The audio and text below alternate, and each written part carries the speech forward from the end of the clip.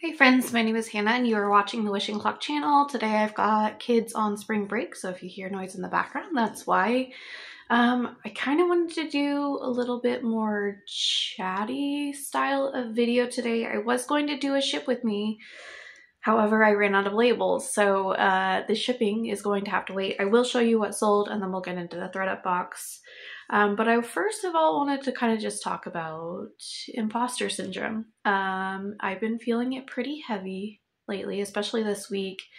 And what is imposter syndrome? It's basically where you cannot feel success internally, even though you are driven externally. So I'll put the actual definition out, but I don't know. I feel like my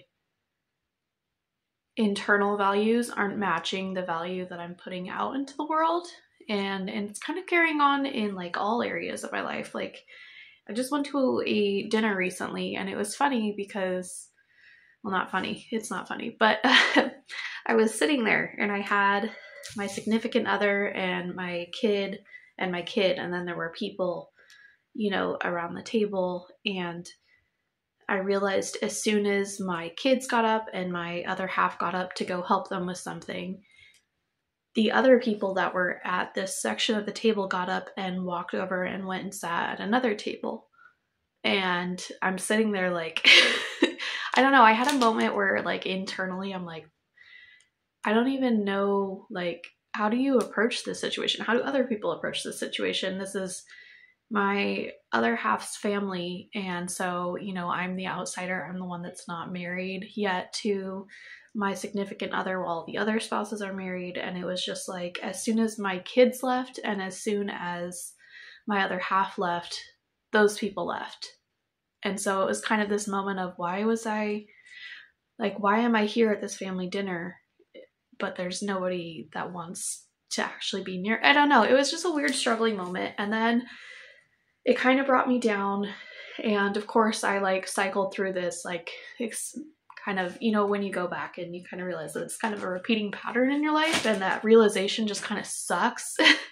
Well, then I go to resell, and start working on things. I was listing and making sales, and I realized that I don't even have the labels to ship out the items that I sold. I accepted a low offer because I was you know what, it's just gonna, like I've been doing. And then I turn around and realize that I go to that person's account and I see all these negative comments from other sellers. So now I don't even know if this is going to be a successful sale.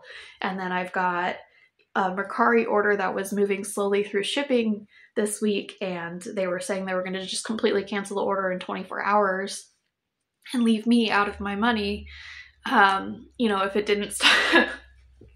Just all this stuff. And it made me kind of feel fake. And then I come here on YouTube and, I have a small channel, and yes, it's growing, but does the YouTube really need another blonde white girl, talking about how she makes money? So it was just kind of this domino effect where mentally I'm okay, but I'm just feeling so out of place in the world. And I kind of realized that I feel that way in almost all aspects of my life. And how do I get past that disconnect where I'm not internally feeling the things that are showing on the outside? On the outside, I'm a normal person. On the outside, I work hard. On the outside, I'm a great mom. But why is there such a struggle for me to actually feel that? And why does it feel like one kind of small shutdown cascades into a multitude of shutdowns? So I don't know. That's kind of what I'm grappling with this week. I figured I'd share because maybe some of you have experienced that. I did drop a sale on the floor.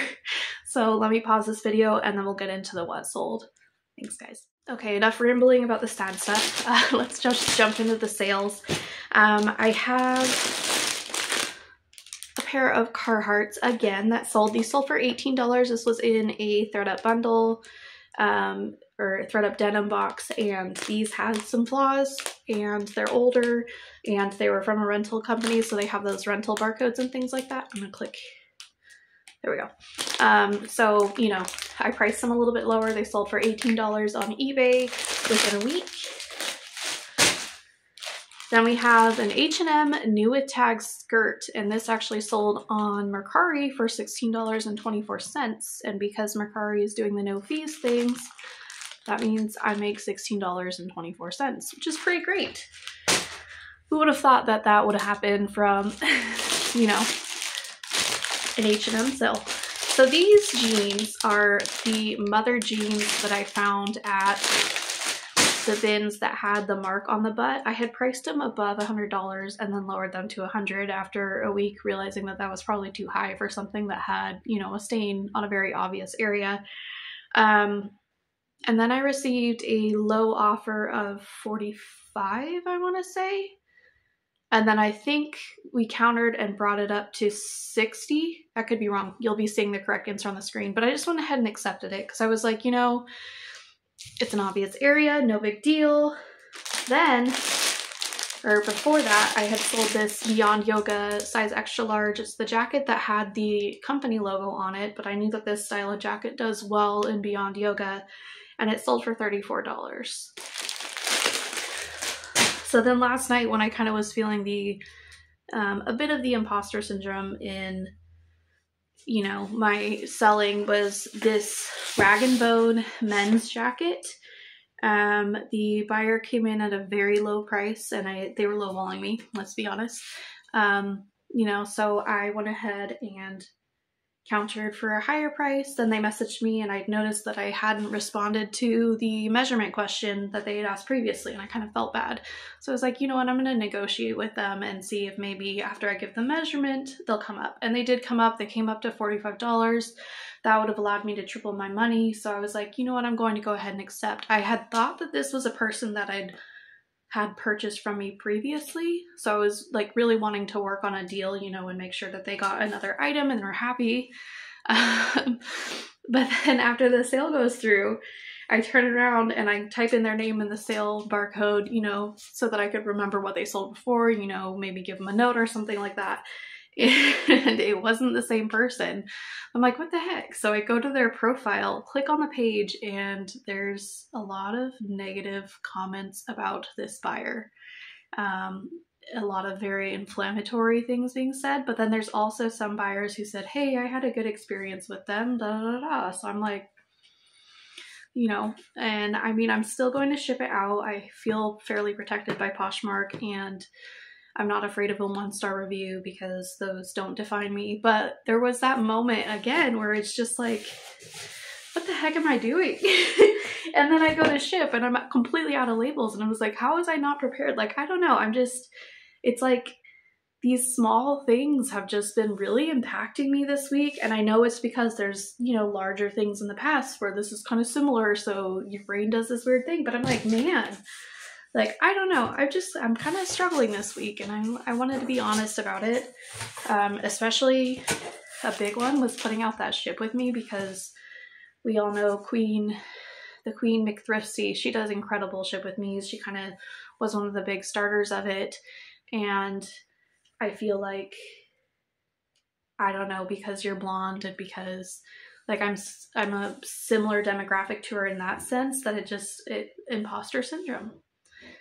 And I don't know, this is odd. I'm feeling funky. So this is a mixed clothing box. Here we have Express in a size 4. This is a faux leather and a denim moto skirt. I'll probably list this for about 20 bucks. Good first. Then we have Massimo stretch. These originally retailed for $20. They are a size 20 though, so I'll look up and see sell-through rate and everything like that. Because if I can just list them for a quick 15 bucks and, you know, make some money on them, then I will. So yeah, hopefully the rambling hasn't been too much. I just kind of wanted to be honest about where I'm feeling. And I feel like my affect is down because of it, where I'm just, where do I belong in the grand scheme of things? With reselling and, you know, family life and things. This has a lot of wear to it, and it's by Perception Concepts. There's, I don't know if you're going to be able to see, but it's like worn pilly spots that borderline have holes. Then we have Banana Republic. This is a tall 0. That's going to be interesting. It's not lined. I don't know. It just kind of feels cheap, but it's a very cute, trendy style. So long as there's not any flaws, I will list this. What year are you from?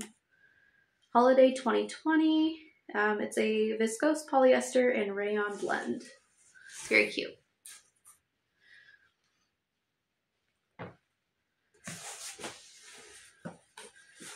And we have Forever 21 size large. This is a little mini skirt. Probably not going to list that, to be honest with you. Then we have American Eagle. This is a size small. It retailed for $49.95, and it is a fuzzy kind of bolero style cardigan. Gosh, I used to wear bolero cardigans all the time. You know, the ones that would like tie in the front right here and just kind of... Oh, yeah, that was me in middle school. Now we have Forever 21. This is a size small again. I don't know. I wish those two were like the same size, then I just do like an outfit lot or something, but no, can't be that easy. This is Zenobia, made in China, size 2XL. I'll have to look this brand up. I mean, it's a nice, cute, like basic floral mini dress, so we'll see. Then we have something. Kim Rogers in a petite small. I don't know anything about this brand. Made in Cambodia. I like the houndstooth polyester spandex blend. It does have a style and cut number on it, which kind of, you know, lends to a little bit of credibility about the brand. So I will look this up and see. You guys will see in real time as I post comps, of course. Here we have Express in a size small. This I will not list. Yeah, the neckline's shrunk to the point where it's causing this to kind of ripple up. But it's cute. Then we have Roz and Ally, which I do not list, size small. It just doesn't move. Then we have Mine, which is kind of a boutique brand. This I will not be listing. It's polyester and it smells kind of plasticky. Does anybody else die when Nikki Beauty Buy on her videos, whenever she touched polyester, she goes, "This feels flammable." I love her. New Directions Petite. If you don't watch her channel, you should, but I'm assuming you do because she's one of the ladies that's really grown on her channel. Here we have Marc by Marc Jacobs, size 2. These are really cute red Bermuda short. These will sell well. I don't know for how much though, but the style is kind of on trend. I think midi and Bermuda shorts have really come back in, especially with like the mom and the dad short trend. Older Banana Republic, size 2, regular. Date code says 2011. I'll look these over, maybe list them. We'll see. Then we have Express World Brand Stretch. So this is Vintage Express in a size 5'6". And it's just one of those bodycons. It does have the really cute little notch right here. But I don't think I'm going to list that. Willie Smith, size medium. I don't think I've ever listed this brand. It does have a wool blend to it, so I will look it up and see how this skirt performs because it is a cute style and I love a textured knit. This is losing beads. I can see spots where beads have been lost. This would be a good find if it was in like good condition, but we've got a lot of beads falling off of it all over. Adriana Papel, size 12. So yeah, that's kind of disappointing. But yeah, there's just a lot of loose like strings where the beads are supposed to be tied to it. Then we have Tanjay Petites, size 12. Never heard of this brand. I do like the kind of foil effect that it's got with the metallics. So we'll see. I'm assuming not though, because it is 100% polyester.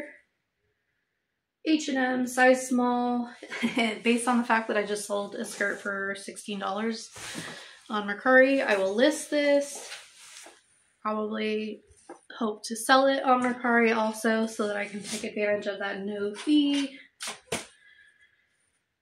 Here we have Queen's Fashion Collection. Looks like a junior brand, size medium large. This is totally something I would have worn a few years ago before all the weight hit me.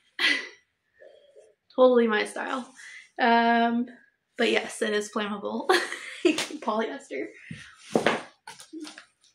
Then we have Gilly for Stitch Fix. This is a size extra large, so this will definitely get listed.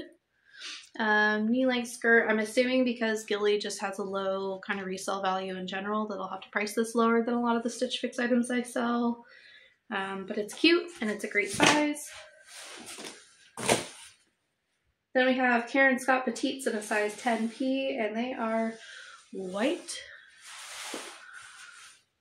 Not going to list these. It's looks like an older style tag too.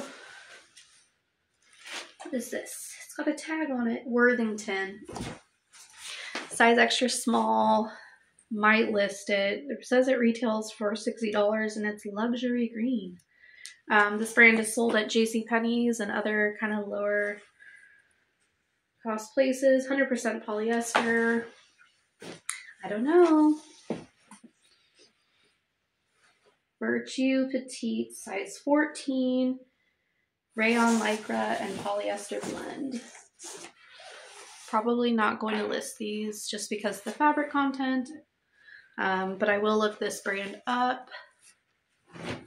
That is all I have for you. This box came from Arizona. This is the first Arizona box that I've gotten in years, which is funny because I live on the West Coast. So I don't know. Thanks for watching, guys. I hope you enjoyed. I hope you didn't mind the extra bit of rambling, but I don't know. I just wanted to share. Hopefully it encourages somebody that they're not alone in their feelings.